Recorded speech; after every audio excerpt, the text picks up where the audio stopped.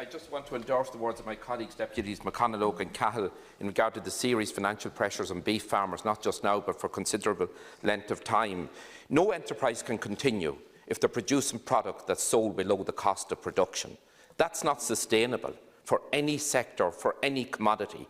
And we use the word sustainability in the whole area of food production quite rightly.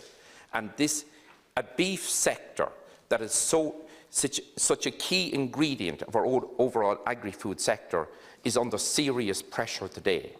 Deputy McConalogue spoke about confidence, as did Deputy Cahill as well. When there's not confidence in a sector, that necessary investment, that necessary commitment can ebb away very quickly.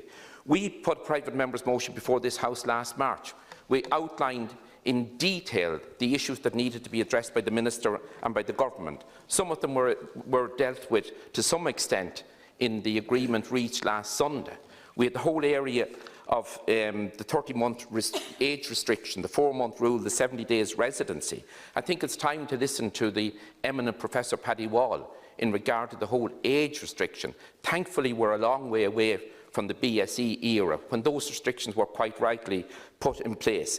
Minister, I put questions to you and to Minister Humphreys in regard to the implementation of the EU Directive on Unfair Trading Practices. In fairness, Commissioner Hogan brought that forward, with some warts and all, but it was a step in the right direction. But your replies to me indicated no urgency in transposing that EU legislation, EU directive into legislation here. It's another ingredient that would be extremely important in tackling the very serious issues confronting our beef sector. Thank you, Cahill.